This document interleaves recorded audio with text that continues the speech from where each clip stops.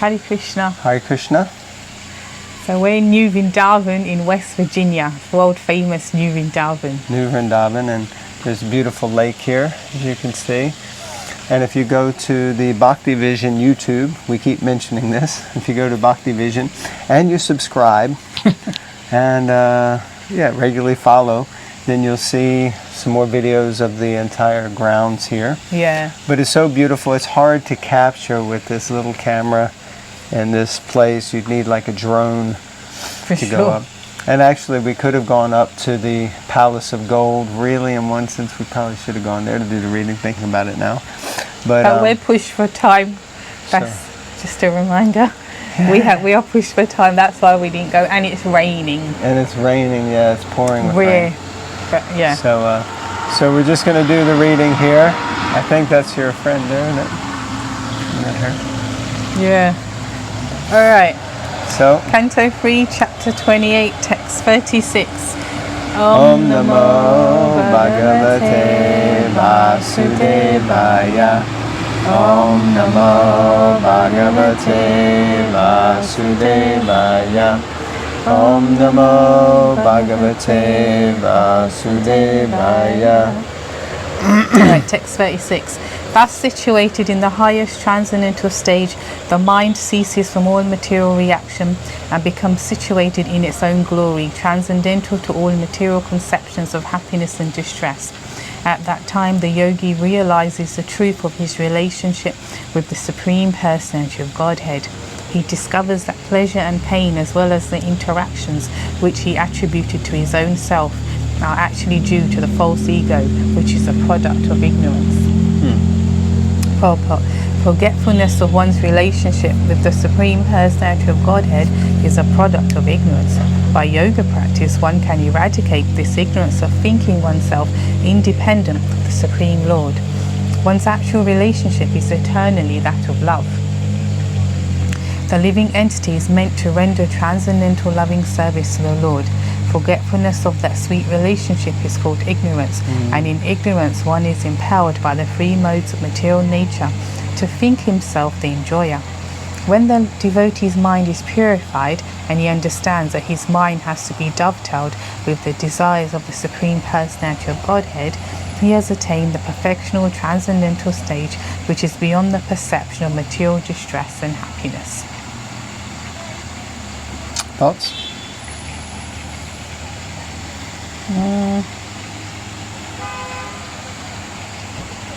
No.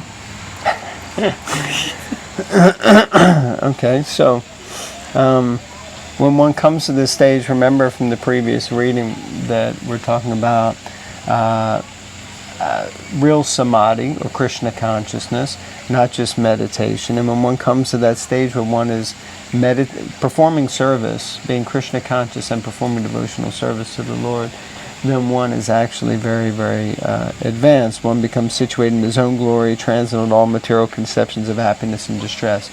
Similar to the Brahma Bhuta Prasanatma verse from Bhagavad Gita. So like that.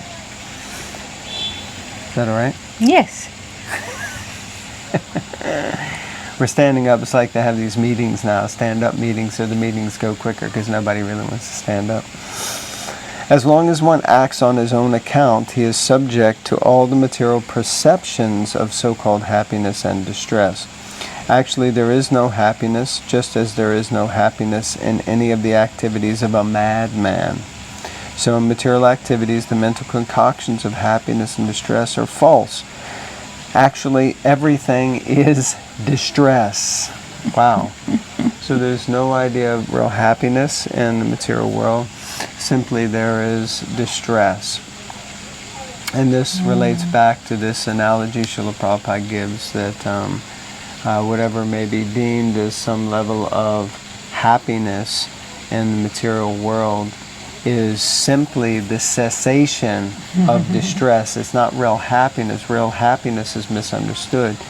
Happiness, real happiness, is not just simply the cessation of distress, which means the example given is if your head has been pushed under water and you're literally drowning and fighting for air, you have none, and then someone pulls your head out of the water, and you breathe, and you think, oh God, this is great. But that's just simply the cessation of distress, because immediately they push your head back down in the water. So the challenge is that, of course, and for those of you who are optimistics, I like to think like me out there, then when you hear this sort of thing, you think, oh, why so pessimistic? No, the world's a beautiful place. And it's true. If you see Krishna's glory and splendor, as in our travels, we've witnessed some of Krishna's really amazing glories in his material energy. But at every step, at every moment, the opportunity for danger or difficulty is there. When we were walking into Grand Canyon or anywhere, she was always stressed and distressed because I was walking too close to the edge. We're driving and seeing so many sights, but if my eyes are off the road for too long, then we're crashing. At any moment we get bitten by a bug or stung by a bee or bitten by a snake. I mean, the world is actually a very distressful place, and magnificently by the Lord's mercy we navigate these distresses sometimes and manage to feel some idea of happiness. But real happiness is in the association of the Lord and the Lord's devotees, like that. Sorry, I rambled on quite a bit, but I think the point got made. Final paragraph. When the mind is dovetailed to act according to the desire of the Lord, one has attained the transcendental stage. The desire to lord it over material nature is the cause of ignorance. And when that desire is completely extinguished and the desires are dovetailed with those of the Supreme Lord, one has reached a perfectional stage. Upalabdha paratma kashta. Upalabdha means realization. Realization necessarily indicates individuality. In the perfectional liberated stage, there is actual realization. Nivritya means that the living entity keeps his individuality. Oneness means that he realizes happiness in the happiness of the Supreme Lord. In the Supreme Lord, there is nothing but happiness. Anandamaya abhiyasat. The Lord is by nature full of transcendental happiness. In the liberated stage, oneness with the Supreme Lord means that one has no realization other than happiness. But the individual still exists. Otherwise, this word upalabdha, indicating individual realization of transcendental happiness, would not have been used. So it says realization necessarily indicates individuality. Realization isn't as some schools of thought that I've now realized that I'm one, that I always was one, I was the whole. But it actually brings you to the stage of knowledge that I never was one, I never was the doer, but I am part of the one. It necessarily indicates, you realize I am a part of something. Yeah. But I am not that something. That makes sense. Yeah, kind of. I mean, I understood that a little bit differently. Okay. Upalabdha. Upalabdha. From the perspective that realization is unique and individual for everyone. Everyone's not on the same level. So one person's realization may be a great leap forward in understanding for another. Just like, as we travel around, we meet people, and when you even start to open up the topic of spirituality, some of them are like, oh, they're not into it, Then you meet a devotee who's been a devotee for many, many, many years, and you speak with them, and their level of realization is so powerful. So realization, for me, when it says realization, means individual, because every individual has their own level of realization. That's how I understood that section. And of course our philosophy is achintya beta abeta tattva, which means we are simultaneously one with the Supreme, because we're all his parts and parcels. But at the same time we are different, distinctly individual. Yeah. Individual. It's very distracting. The whole group of people have just come to bathe in the sacred kund that we're standing in front of. It always works like that when we go somewhere and it's like no one's there. And then, we're trendsetters. Then when we come, everyone comes to that. And there's like over nearly 200 Oh, there's like 200 acres here, and they all come where we are. I don't think they've all come, because as you'll see in the video, there's like hundreds of people in the temple room right now, and people walking around all over. Yeah. Okay. I meant that literally. Yeah. Sorry. All right. I think the distress is causing distress, and Text the child 37. is distressed. Child doesn't want to go in the water, and the grandfather's trying to force her in. Text 37. Because he has achieved his real identity, the perfectly realized soul has no conception of how the material body is moving or acting, just as an intoxicated person cannot understand whether or not he has clothing on his body. There you go. Purport. This stage of life is explained by Rupa Goswami in his Bhaktivedanta Swami Srila Prabhupada. A person whose mind is completely dovetailed with the desire of the Supreme Personality of Godhead and who engages 100% in the service of the Lord forgets his material bodily demands. Well, we're definitely not at that point, that's for No, sure. because I'm quite hungry, if I'm honest with you. As in, we haven't had breakfast. The running theme of our lives. We haven't had breakfast and it's gone lunchtime. That's okay. Today's Radhastami in London. But we're not in London. But we fasted yesterday for Radhastami, and we're fasting again today for Radhastami. It seems like it. It's good. It's always a good thing. Okay. Yeah, so bodily demands. So you can do an easy check. Just see, how detached are you from the bodily demands? And if you engage 100% in the service of the Lord, you'll forget your bodily demands. Now, to what extent you forget completely, I think, is debatable. But my dear Lord Sri Hare. They're putting their kids in the water behind us. I don't know. Okay. We're going to read 38. Yeah. The body of such a liberated yogi, along with the senses, is taken charge of by the Supreme Personality of Godhead, and it functions until its destined activities are finished. The liberated devotee, being awake to his constitutional position, and thus situated in samadhi, the highest perfectional stage of yoga, does not accept the byproducts of the material body as his own. Thus he considers his bodily activities to be like the activities of a body in a dream. Interesting. Purport. The following questions may be posed. As long as the liberated soul is in contact with the body, why don't the bodily activities affect him? Doesn't he actually become contaminated by the action and reaction of material activities? In answer to such questions, this verse explains that the material body of a liberated soul is taken charge of by the Supreme Personality of Godhead. It is not acting due to the living force of the living entity. It is simply acting as a reaction to past activities. Even after being switched off, an electric fan moves for some time.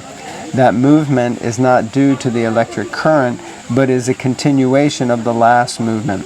Similarly, although a liberated soul appears to be acting just like an ordinary man, his actions are to be accepted as the continuation of past activities. In a dream, one may see himself expanded through many bodies, but when awake, he can understand that those bodies were all false.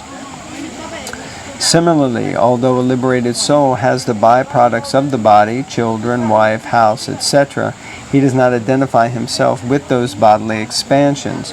He knows that they are all products of the material dream. The gross body is made of the gross elements of matter, and the subtle body is made of mind, intelligence, and ego, and contaminated consciousness. If one can accept the subtle body of a dream as false and not identify oneself with that body, then certainly an awake person need not identify with the gross body. As one who is awake has no connection with the activities of the body in a dream, an awakened, liberated soul has no connection with the activities of the present body. Good Lord. In other words, because he is acquainted with his constitutional position, he never accepts the bodily concept of life. So we have read in some very distracting places, next to roads, highways. Yeah. I think at the edge of the Grand Canyon. At the edge of the. But this has to be the most loud, distracting. But anyway, Hare Krishna, Hare Oh Krishna. my God. So and there you go. I'll ring the bell. Right. So any points from this that stood out? What stood out for you? Well, I appreciated a few things. One, that it was made clear in the purport by Srila Prabhupada that the definition of a liberated person is not just a kind of sannyasi or something, because he says, although a liberated soul has the byproducts of the body, children, wife, house, etc., he does not identify with those. So the point here of a liberated person is not someone who is in a specific ashram or a specific varna or specific external situation, but someone whose consciousness is clearly not attached to the situation that they're in. And second, I really appreciated the analogy. So just like we don't become affected or attached by something that happens in a dream, of course sometimes we may be affected, but then it slowly dissipates and we forget about it. In that same way, we have to come to the point where we're just not so bothered by the things that happen to us in the material world either. Because this is just simply the material dream. This is the material world which is appears real but is false, Maya. So like that. So those stood out to me. Any thoughts? Yeah, I agree. So may it be noted by all those out there that for the first time, maybe in the history of Bhagavatam Bites, we agree. Actually, it's not the first time. It's not the first time, and it's not the last. Okay. So like that. Now that everyone's left, we can Someone's continue to read, but I'm feeling like let's finish here. Sorry, Okay. it's a distracted reading. Yeah, I don't know how Sorry. much you're hearing of all that in the background, but nevertheless, very beautiful place. Yeah. This is just the lake or pond here. Across the way, you can see Shishigor and Nitai. They have some cottages up here where you can rent out and stay. The community hall and the temple and everything is just behind us. And there's some beautiful swans off to our right. So we thank you very much for joining us and reading Srimad Bhagavatam. Remember, like, comment, Subscribe. There's always one more. Share. Share, that's it. Share. Okay, Hare Krishna everyone. Hare Grantha Srimad Krishna. Bhagavatam ki jai.